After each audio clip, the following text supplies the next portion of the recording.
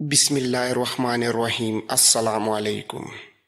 اس دوران علی بن سفیان اندر آ گیا۔ وہ دیکھنا چاہتا تھا کہ سلطان خیریت سے تو ہے۔ سلطان ایوبی نے مسکرا کر کہا، سب ٹھیک ہے علی، میں نے ان سے خنجر لے لیا ہے۔ سو علی بن سفیان نے سکون کی آہ بھری اور باہر چلا گیا۔ اس سے پہلے کہ سلطان میری گردن تن سے جدا کر دے، میں اپنی زندگی کی کہانی سنانے کی مہلت چاہتا ہوں۔ سلطان ایوبی نے اجازت دے دی۔ میگنا ماریوس نے بالکل وہی کہانی جو رات صحرا میں اس نے اپنے پارٹی کمانڈر اور اپنے ساتھیوں کو سنائی تھی، منو ان سلطان ایوبی کو سنا دی۔ اب کہ اس نے صلیب کے لٹکتے ہوئے حضرت عیسیٰ علیہ السلام کے بت، کنواری مریم کی تصویر اور پادریوں کے اس خدا سے جس سے وہ پادری کی اجازت کے بغیر بات بھی نہیں کر سکتا تھا، بیزاری کا اظہار اور زیادہ شدت سے کیا اور کہا، مرنے سے پہلے مجھے خدا کی ایک جھلک دکھا دو۔ میرے خدا نے بچوں کو بھوکا مار دیا ہے، میری ماں کو اندھا کر دیا ہے، میری بہن کو شرابی ویشیوں کا قیدی بنا دیا ہے اور مجھے 30 سالوں کے لیے قید خانے میں بند کر دیا ہے۔ میں وہاں سے نکلا تو موت کے منہ میں آ پڑا۔ سلطان، میری جان تیرے ہاتھ میں ہے، مجھے سچا خدا دکھا دے، میں اس سے فریاد کروں گا، اس سے انصاف مانگوں گا۔ صلاح الدین ایوبی نے کہا، تیری جان میرے ہاتھ میں نہیں، میرے خدا کے ہاتھ میں ہے۔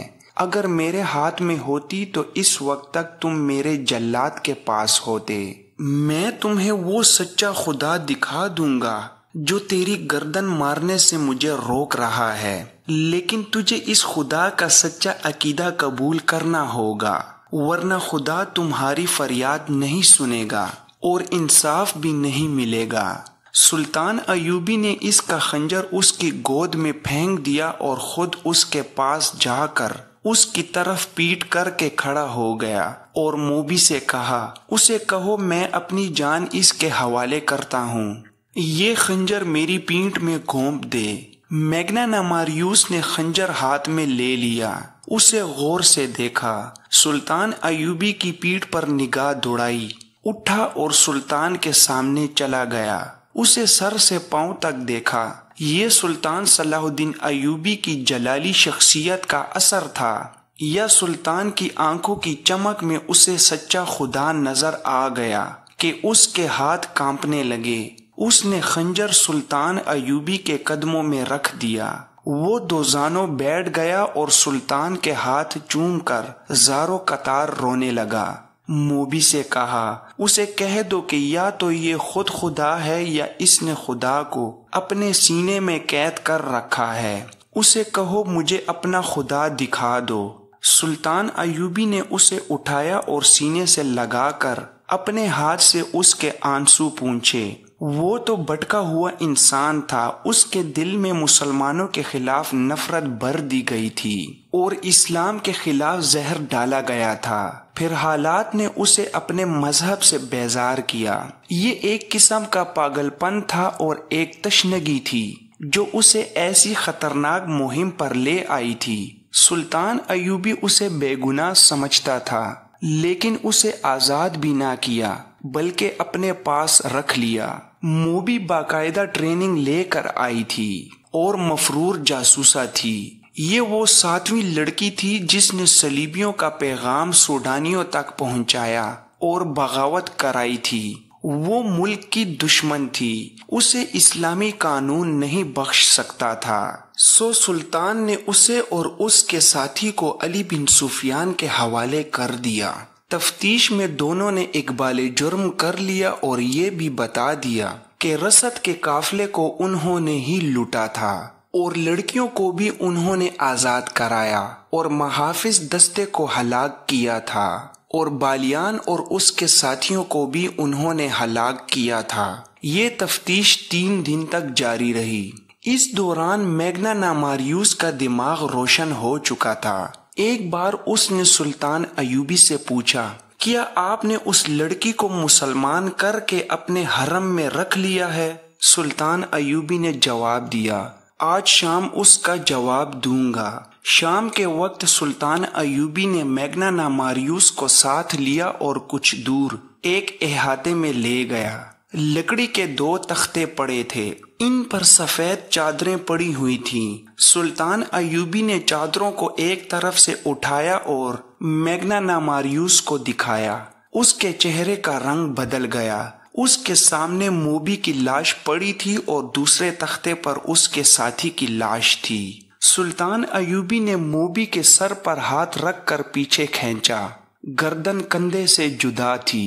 اس نے میگنانا ماریوس سے کہا، میں اسے بخش نہیں سکتا تھا، تم اسے اپنے ساتھ لائے تھے کہ میں اس کے حسن اور جسم پر فدا ہو جاؤں گا، مگر اس کا جسم مجھے ذرا بھر اچھا نہیں لگا۔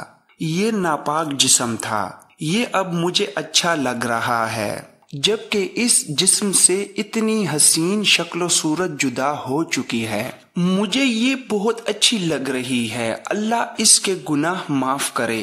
میگنانا ماریوس نے پوچھا، سلطان، آپ نے مجھے کیوں بخش دیا؟ سلطان ایوبی نے جواب دیا، اس لیے کہ تم مجھے قتل کرنے آئے تھے، مگر یہ میری قوم کے کردار کو قتل کرنے آئی تھی، اور تمہارا یہ ساتھی بھی سوچے سمجھے منصوبے کے تحت بہت سے لوگوں کا قاتل بنا، اور تم نے میرا خون بہا کر خدا کو دیکھنا چاہا تھا۔ چند دنوں بعد میگنانا ماریوس سیف اللہ بن گیا، جو بعد میں سلطان ایوبی کے محافظ دستے میں شامل ہوا، اور جب سلطان ایوبی خالق حقیقی سے جا ملا تو سیف اللہ نے زندگی کے آخری 17 برس سلطان صلاح الدین ایوبی کی قبر پر گزار دیے۔ آج کسی کو بھی معلوم نہیں کہ سیف اللہ کی قبر کہاں ہے۔ قاہرہ کے 1.5-2 میل دور، جہاں ایک طرف ریت کے ٹیلے اور باقی ہر طرف صحرا ریت کے سمندر کی مانند افق تک پھیلا ہوا تھا، انسانوں کے سمندر تلے دب گیا تھا۔ یہ لاکھوں انسانوں کا ہجوم تھا، ان میں شتر سوار بھی تھے اور گھڑ سوار بھی، بہت سے لوگ گدھوں پر بھی سوار تھے۔ تعداد ان کی زیادہ تھی جن کے پاس کوئی سواری نہیں تھی۔ لاتعداد ہجوم 4-5 دنوں سے صحرا کی اس وسط میں جمع ہونا شروع ہو گیا تھا۔ قاہرہ کے بازاروں میں بھیڑ اور رونق زیادہ ہو گئی تھی، سیرائیں بھر گئی تھیں۔ یہ لوگ دور دور سے اس سرکاری میلے پر آئے تھے کہ 6-7 روز بعد قاہرہ کے مضافاتی ریگستان میں مصری فوج گھڑ سواری، شتر سواری، دوڑتے گھوڑوں اور اونٹوں سے تیر اندازی اور بہت سے جنگی کمالات کا مظاہرہ کرے گی۔ میلے میں یہ اعلان بھی کیا گیا تھا کہ غیر فوجی لوگ بھی ان مظاہروں میں جس کسی کو چاہیں تیغزنی، کشتی، دوڑتے گھوڑوں کی لڑائی اور تیر اندازی وغیرہ کے لیے للکار کر مقابلہ کر سکتے ہیں۔ یہ میلہ سلطان صلاح الدین ایوبی نے کرایا تھا۔ اس کے 2 مقاصد تھے، ایک یہ کہ لوگوں کو فوج میں بھرتی ہونے کی ترغیب ملے گی، اور دوسرا یہ کہ جو لوگ ابھی تک سلطان کو فوجی لحاظ سے کمزور سمجھتے ہیں ان کے شکوک رفع ہو جائیں۔ سلطان ایوبی کو جب یہ اطلاعاتیں ملنے لگیں کہ لوگ 6 روز پہلے ہی تماشاگاہ میں جمع ہونا شروع ہو گئے ہیں تو وہ بہت خوش ہوا، مگر علی بن سفیان پریشان سا نظر آتا تھا۔ اس نے سلطان کے آگے اس پریشانی کا اظہار کر بھی دیا تھا۔ سلطان ایوبی نے مسرت سے اسے کہا تھا، اگر تماشائیوں کی تعداد 1,00,000 ہو جائے تو ہمیں 5,000 سپاہی تو مل ہی جائیں گے۔ علی بن سفیان نے کہا، محترم امیر، میں تماشائیوں کے ہجوم کو کسی اور زاویے سے دیکھ رہا ہوں۔ میرے اندازے کے مطابق اگر تماشائیوں کی تعداد 1,00,000 ہوئی تو اس میں 1,000 جاسوس ہوں گے۔ دیہات سے عورتیں بھی آ رہی ہیں، ان میں زیادہ تر سوڈانی ہیں، ان میں اکثر کا رنگ اتنا گورا ہے کہ عیسائی عورت ان میں چھپ سکتی ہے۔ سلطان نے کہا، میں تمہاری مشکل کو اچھی طرح سمجھتا ہوں علی، لیکن تم جانتے ہو کہ میں نے جس میلے کا انتظام کیا ہے وہ کیوں ضروری ہے۔ تم اپنے محکمے کو اور زیادہ ہوشیار کر دو علی بن سفیان نے کہا میں اس کے حق میں ہوں، یہ میلہ بہت ہی ضروری ہے۔ میں نے اپنی پریشانی آپ کو پریشان کرنے کے لیے نہیں بتائی، صرف یہ اطلاع پیش کی ہے کہ یہ میلہ اپنے ساتھ کیا خطرہ لا رہا ہے۔ قاہرہ میں عارضی کعبہ خانے کھل گئے ہیں جو ساری رات شائقین سے بھرے رہتے ہیں۔ تماشائیوں میں سے بعض نے شہر کے باہر خیمے نصب کر لیے ہیں۔ میرے گروہ نے مجھے اطلاع دی ہے کہ ان میں بھی قمار بازوں اور عصمت فروشوں کے خیمے موجود ہیں۔ کل میلے کا دن ہے۔ ناچنے گانے والیوں نے تماشائیوں سے دولت کے ڈھیر اکٹھے کر لیے ہیں۔ سلطان نے کہا میلہ ختم ہو جائے گا تو یہ غلاظت بھی ہجوم کے ساتھ ہی صاف ہو جائے گی۔ میں اس پر پابندی عائد نہیں کرنا چاہتا۔ مصر کی اخلاقی حالات اچھے نہیں ہیں۔ رقص اور عصمت فروشی ایک دو دنوں میں ختم نہیں کی جا سکتی۔ ابھی مجھے زیادہ سے زیادہ تماشائیوں کی ضرورت ہے۔ مجھے فوج تیار کرنی ہے اور تم جانتے ہو علی، ہمیں بہت زیادہ فوج کی ضرورت ہے۔ میں نے فوج اور انتظامیہ کے سربراہوں کے افلاس میں یہ ضرورت وضاحت سے بیان کر دی تھی۔ علی بن سفیان نے کہا میں آپ کو اس وضاحت سے روک نہیں سکا تھا۔ امیر محترم، میری سراغ رسان نگاہوں میں ان سربراہوں میں نصف ایسے ہیں جو ہمارے وفادار نہیں۔ آپ اچھی طرح جانتے ہیں کہ ان میں کچھ ایسے ہیں جو آپ کو اس تخت پر نہیں دیکھنا چاہتے، اور باقی جو ہیں ان کی دلچسپیاں سوڈانیوں کے ساتھ ہیں۔ میں نے ان میں سے ہر ایک کے پیچھے ایک ایک آدمی چھوڑ رکھا ہے۔ میرے آدمی مجھے ان کی سرگرمیوں سے آگاہ کرتے رہتے ہیں۔ سلطان ایوبی نے پوچھا کسی کی کوئی خطرناک سرگرمی سامنے آئی ہے؟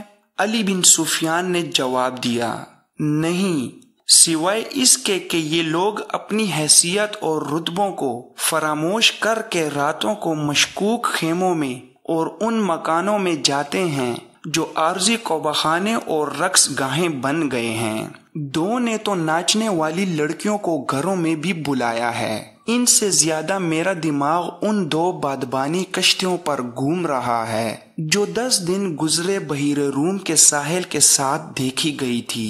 سلطان ایوبی نے پوچھا ان میں کیا خاص بات تھی؟ اس وقت تک بحیر روم کے ساحل سے فوج کو واپس بلا لیا گیا تھا۔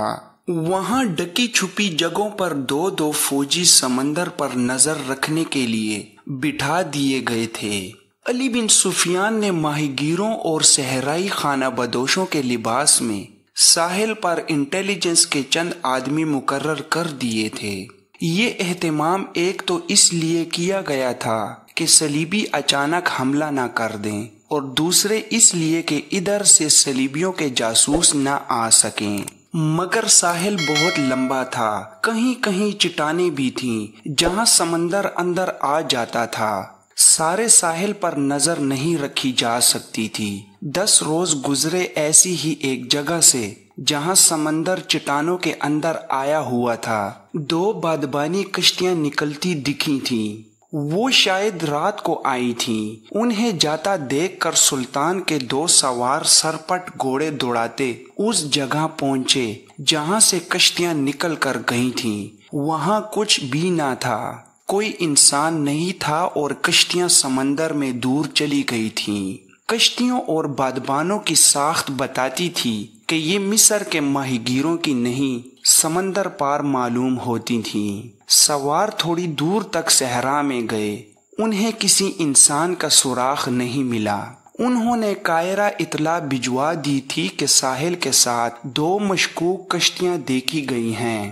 علی بن سفیان کے لیے یہ ممکن نہ تھا کہ رہگزر میں انہیں ڈھونڈ لیتا جو کشتیوں میں سے اترے تھے۔ اطلاع پہنچتے پہنچتے 3 دن گزر گئے تھے۔ یہ بھی یقین نہیں تھا کہ کشتیوں سے کون اترا ہے۔ علی بن سفیان نے سلطان ایوبی کے اس سوال کے جواب میں کہ ان کشتیوں میں کیا خاص بات تھی، یہ وضاحت کر دی اور کہا ہم میلے کی تیاری 1.5 مہینے سے کر رہے ہیں۔ 1.5 مہینے میں خبر یورپ کے وسط تک پہنچ سکتی ہے اور وہاں سے جاسوس آ سکتے ہیں۔ مجھے یقین کی حد تک شک ہے کہ تماشائیوں کے ساتھ صلیبیوں کے جاسوس میلے میں آ گئے ہیں۔ قاہرہ میں اس وقت لڑکیاں عارضی طور پر نہیں مستقل طور پر فروخت ہو رہی ہیں۔ سلطان سمجھ سکتے ہیں کہ ان کے خریدار معمولی حیثیت کے لوگ نہیں ہو سکتے۔ ان خریداروں میں قاہرہ کے تاجر، ہماری انتظامیہ اور فوج کے سربراہ اور نامی گرامی بردہ فروش شامل ہیں۔ بکنے والی لڑکیوں میں صلیبیوں کی جاسوس لڑکیاں بھی ہو سکتی ہیں اور یقیناً ہوں گی۔ سلطان ایوبی ان اطلاعاتوں سے پریشان نہ ہوا۔ بحیرہ روم میں صلیبیوں کو شکست دیے تقریباً 1 سال گزر گیا تھا۔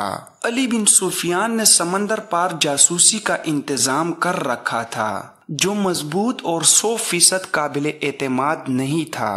تاہم یہ اطلاع مل گئی تھی کہ صلیبیوں نے مصر میں جاسوس اور تخریب کار بھیج رکھے ہیں۔ ابھی یہ معلوم نہیں ہو سکا تھا کہ مصر کے متعلق ان کے منصوبے کیا ہیں۔ بغداد اور دمشق سے آنے والی اطلاعوں سے پتہ چلتا تھا کہ صلیبیوں نے زیادہ تر دباؤ ادھر ہی رکھا ہوا ہے۔ وہاں خصوصاً شام میں وہ مسلمان امراء کو عیاشیوں اور شراب میں ڈبوتے چلے جا رہے تھے۔ سلطان نور الدین زنگی کی موجودگی میں صلیبی ابھی براہ راست ٹکر لینے کی جرت نہیں کر رہے تھے۔ بحیرہ روم میں جب صلاح الدین ایوبی نے ان کا بیڑا بمائے لشکر غرق کر دیا تھا تو ادھر عرب میں سلطان زنگی نے صلیبیوں کی مملکت پر حملہ کر کے انہیں صلح پر مجبور کیا اور جزیہ وصول کر لیا تھا۔ اس معرکے میں بہت سے صلیبی سلطان زنگی کی قید میں آئے تھے، جن میں رینالٹ نام کا ایک صلیبی سالار بھی تھا۔ سلطان زنگی نے ان قیدیوں کو رہا نہیں کیا تھا، کیونکہ صلیبیوں نے مسلمان جنگی قیدیوں کو شہید کر دیا تھا۔ اس کے علاوہ صلیبی عہد شکنی بھی کرتے تھے۔ سلطان ایوبی کو اطمینان تھا کہ ادھر سلطان زنگی سلطنت اسلامیہ کی پاسبانی کر رہا ہے، پھر بھی وہ فوج تیار کر رہا تھا تاکہ صلیبیوں سے فلسطین لیا جائے اور عرب کی سرزمین کو کفار سے پاک کیا جائے۔ اس کے ساتھ ہی وہ مصر کا دفاع مضبوط کرنا چاہتا تھا۔ بیک وقت حملے اور دفاع کے لیے بے شمار فوج کی ضرورت تھی۔ مصر میں بھرتی کی رفتار سلطان ایوبی کے عزائم کے مطابق سست تھی۔ اس کی ایک وجہ یہ تھی کہ سوڈانیوں کی جو فوج توڑ دی گئی تھی، اس کے کماندار اور عہدیدار دیہات میں سلطان ایوبی کے خلاف پروپیگنڈے کرتے پھر رہے تھے۔ اس فوج میں تھوڑی سی تعداد سلطان کی فوج میں وفاداری کا حلف اٹھا کر شامل ہو گئی تھی۔ کچھ فوج مصر سے تیار کر لی گئی تھی اور کچھ سلطان زنگی نے بیچ دی تھی۔